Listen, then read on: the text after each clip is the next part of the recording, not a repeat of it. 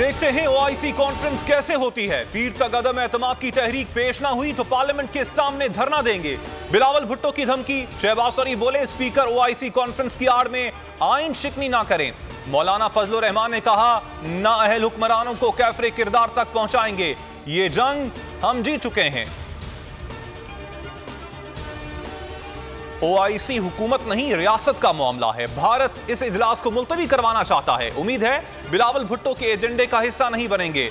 वजीर खारजा शाह महमूद कुरैशी का बयान। गवर्नर सिंध इमरान इस्माइल ने कहा कि किसी माई के लाल में हिम्मत न है तो ओआईसी इजलास रोक कर दिखाए।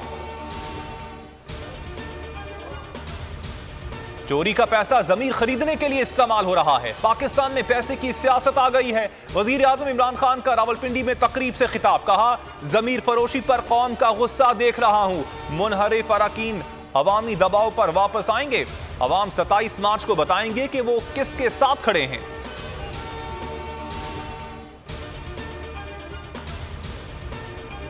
आइन के तहत तहरीक अदम एतमाद का अमल जारी रखा जाए। सियासी अमल आइन और कानून के तहत होना चाहिए। पब्लिक प्रॉपर्टी और कौमी इदारों को धमकियां मिली।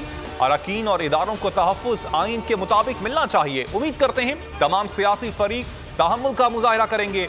सियासी कशीदगी केस में सुप्रीम कोर्ट के रिमार्क्स। सिंध हाउस हमले पर आईजी इस्लामाबाद से रिपोर्ट तलब। सियासी जमातों को नोटिस जारी। समाअत पीर तक मुलतवी। तहरीक इंसाफ ने 14 मुनहरिफ अरकान कौमी असम्बली को शो कॉज नोटिस जारी कर दिए। 3 मुनहरिफ अरकान ने वापस आने के लिए राब्ता किया है। वजीर आजम को ब्रीफिंग। वजीर आजम ने सदारती रेफरेंस फाइल करने की जिम्मेदारी अटॉर्नी जनरल और बाबर आवान को सौंप दी।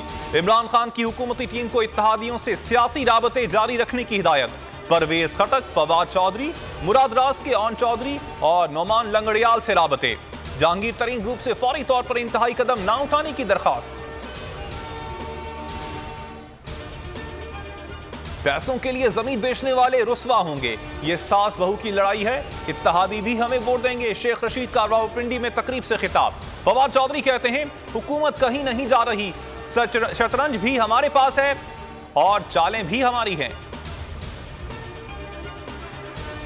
सिंध हाउस हमले में मुलविस तहरीक इंसाफ के 13 कारकुनान की जमानत मंजूर। पीपल्स पार्टी की थाना सेक्रेटेरिएट में मुकदमे की दरखास्त। कादिर मंदोखेल कहते हैं पुलिस ने जो मुकदमा दर्ज किया उसे मुस्तरद करते हैं। मुकदमा वजीर आजम और हुकूमती MNAs पर दर्ज किया जाए। सिंध हाउस पर हमले के खिलाफ कराची प्रेस क्लब के बाहर पीपल्स पार्टी का मुजाहिरा। मुल्तान में तहरीक इंसाफ के कारकुनान का मुरहफर MNA अहमद हुसैन के खिलाफ एहतजाज। अलामती जनाजा निकाला, पुतला भी जलाया। अहमद हुसैन के घर के बाहर उनके डंडा बरदार हामी जमा। पुलिस भी मौके पर मौजूद। पेशावर में JUI कारकुनान की मुनहरिफ MNA नूर आलम के घर आमद। यकजहती का इजहार। पाकिस्तान और ऑस्ट्रेलिया की क्रिकेट टीमों की कज़ाफी स्टेडियम में प्रैक्टिस। सीरीज का तीसरा और आखिरी टेस्ट 21 मार्च से शुरू होगा। पाकिस्तान और ऑस्ट्रेलिया के दरमियान वनडे मैचेस 29 मार्च, 31 मार्च, 2 अप्रैल को कज़ाफी स्टेडियम में होंगे। T20 मैच 5 अप्रैल को खेला जाएगा।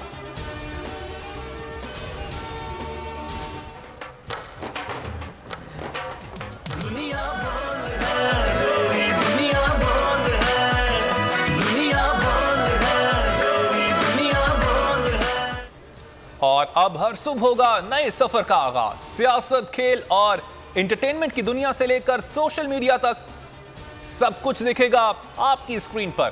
बोल न्यूज का मॉर्निंग शो दुनिया बोल है 21 मार्च से सुबह 9 बजे से शुरू होगा।